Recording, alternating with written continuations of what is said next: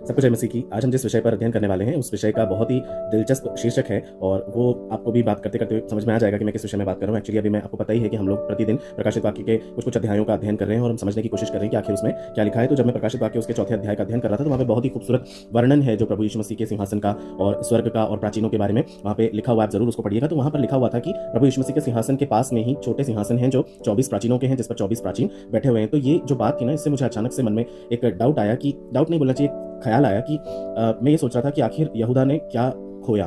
तो मैं उसे सोच सोचकर बैठा हुआ था, क्योंकि प्रभु यीशु मसीह ने उनके पृथ्वी के जीवन काल में मत्ती 19:28 में ये कहा है कि मैं तुमसे सच कहता हूं कि नए जन्म में जब मनुष्य का पुत्र अपनी महिमा के सिंहासन पर बैठेगा तो तुम भी जो मेरे पीछे हो लियो हो 12 सिंहासनों पर बैठकर इजराइल के 12 गोत्रों का न्याय करोगे। तो मैं ये सोच रहा था कि यहूदा ने न केवल यीशु मसीह को खोया, न केवल उसने अपने उद्धार को खोया, उसने एक बहुत बड़ी चीज यानी परमेश्वर के साथ में उस सिंहासन पर बैठने के अधिकार को और उन गोत्रों को न्याय देने के अधिकार को भी खो दिया।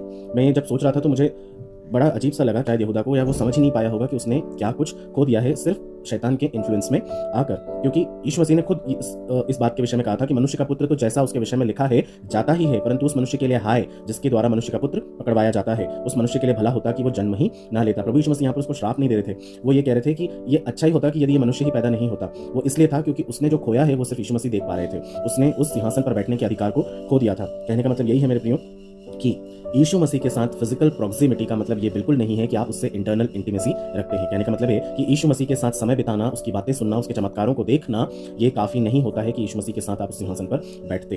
ठीक है, यीशु मसीह को उसने छोड़ दिया था चंद सिक्कों के लिए, और ये कोई उसी दिन की घटना नहीं थी। ये धीरे धीरे धीरे शैतान के द्वारा उसको दिया जा रहा था। वो लालच था जिसने उसके लिए शैतान के लिए दरवाजे को खोला और शैतान उसके अंदर समा गया, और उसके बाद उसने यीशु मसीह के साथ जो किया वो उसे सोचना भी मुझे बहुत ही गंदा और खतरनाक लगता है। शैतान यहूदा में समाया और जो इस्करियोती कहलाता था और 12 में भी गिना जाता था। लेकिन इसका ये अर्थ बिल्कुल नहीं है मेरे प्रियो कि उसने या शैतान की ही सारी गलती थी, यहूदा की कोई गलती नहीं थी। ऐसा बिल्कुल नहीं है। शैतान ने तो उसको सिर्फ इन्फ्लुएंस किया था। संपूर्ण चॉइसेस वो केवल और केवल यहूदा ही की थी। यहूदा को ही निर्णय लेना था कि उसे यीशु मसीह के साथ में दगाबाजी करनी चाहिए थी या नहीं करनी चाहिए थी। शैतान ने तो उसके लिए सिर्फ एक प्लेटफॉर्म तैयार करा था। शैतान ने उसको प्रभावित किया, यहूदा ने उसे सहमति दी और अपने काम को किया।